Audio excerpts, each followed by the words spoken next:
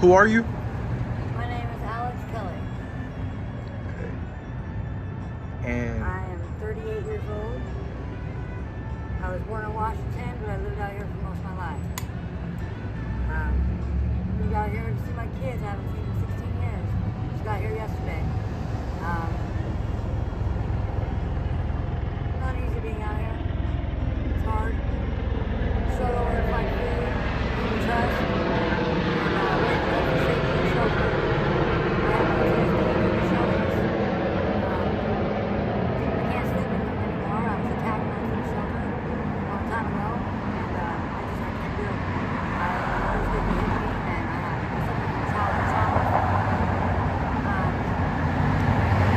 moved out here to help family, and they kicked me out after being here a week and made me homeless. I lost my job, I lost my home, my kids, and I struggle on and off with drugs. I self-medicate for mental health, and I try to do the best I can, try not to get into too much trouble. by chance, what drugs are you using? I do blues. Last year I got a bone infection from somebody I loved who didn't love me back enough to tell me he was sick. And I got metal rods running down from my hips to my knees and both legs, and a reconstructed left pelvis. I use blues to self-medicate for the pain so I can walk. If I didn't do that, I probably wouldn't be able to walk today. I've tried Suboxone, I've tried outreach programs, I've tried detox centers, and no matter where I go, it just seems to follow me. You know, the only thing that changes is the faces and the names. Drug opiates, there's a lot of opiates around, and it's a real crisis. People don't know what to do or how to get off of them, and we can't get the resources we need.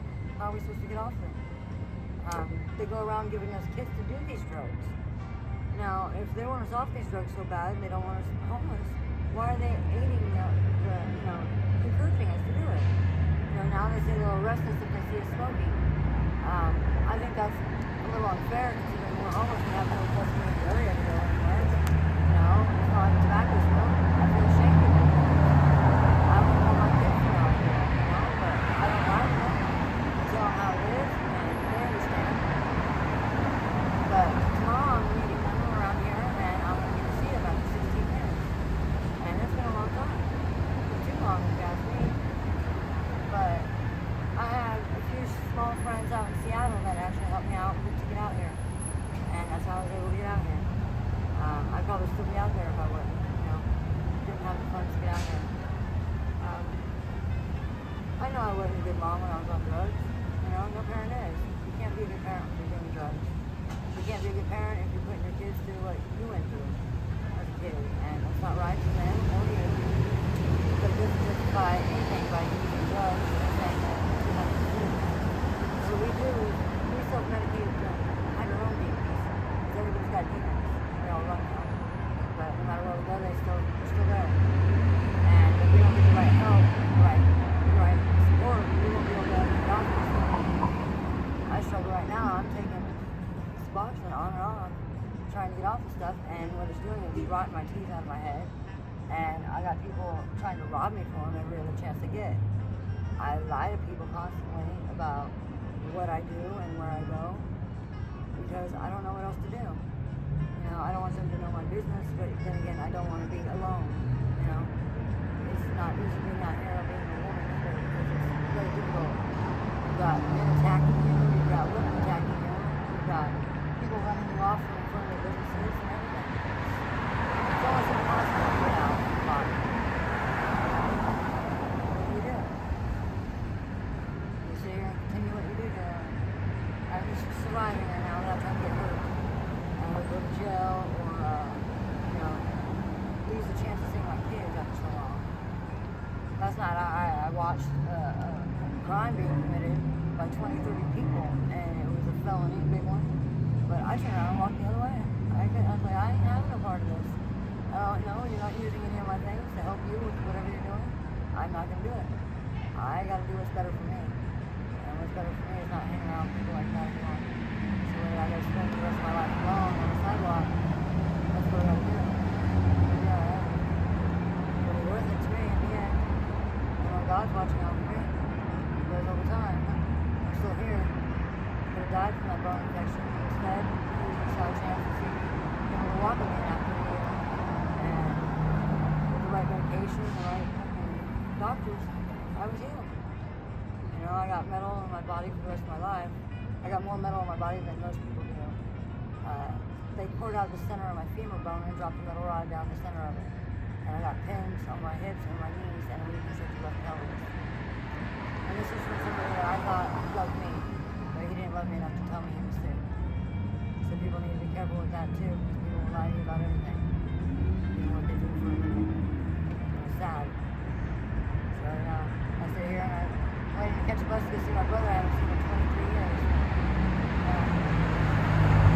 Surprised he's still around, you know. I prayed to God last night about it, you know. And he answered my prayers by letting me know he was still there. I was able to get a hold of him, talk to him. A couple hours I'm going to go see him. So I'm grateful for that. Maybe I'll be on the streets after that. He might help me out, place to stay for a while. That's all I need is a little help. Everybody needs some help sometimes. And do you have any regrets? The only regret I have is not saying no when I should have. People offered me things to do and smoke. I should have said no. My only regret is not being around my children. You know, I wish I could do that for them instead of having somebody else raise them. Because I was a good mom, but I wasn't good enough to keep them away from the stuff I was doing. And I lost it for that, but I was blessed by God to have him back in my life now. And I'm not going to mess that up. I'm going to do everything I can to get sober and do good. I gotta keep going. I can't quit.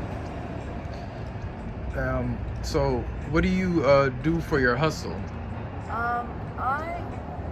I basically, I sit there and I dress up pretty, and I sometimes it's a little slutty, yeah. But people just sit next to me and offer me whatever they have. I have people come by and see me sit by a food place and they'll bring me food or money, and I don't ask people for anything. They just bring it to me. Usually when people offer me drugs, I tell them no because I don't want to get involved in my situation. I don't want to get taken down and do something related to that. Because I don't sell my body or nothing. Because don't get me wrong, that pressure told me the dirt, but I can't live with myself doing something like that. So I hustle. I basically lie, and if I have to, I'll steal. But I'd rather go talk to the owners of the stores before I go steal. You know, I don't want to steal a meal and get arrested for it. But I get a little EBT here and there if I don't get robbed for it or beat up, you know. So I survive the best I can without trying to hurt anybody else to get there. Okay, and last question. Any life advice for the viewers? Stay in school. Listen to your parents. Because they only want best for you. And if somebody offers you something you're not sure, you should do it because you want to hang out with the person who's really cool, or that'll make you feel cool. Don't do it. It's not a good choice. Because I am almost 40 years old and sitting on the sidewalk getting ready to be a grandmother. And I'm sitting on the sidewalk wishing I never touched anything. You know, it's okay to have fun with your friends. You gotta know which ones your friends are. Your friends aren't gonna offer you drugs to hang out with you or want you to do them to be with them. Friends are your friends are gonna help you. They're not gonna lead you down the wrong road. So if you're hanging around the wrong crowd, find a good crowd. Don't let the situation change your surroundings. Okay, and do you consent for this video? Alrighty, thank you.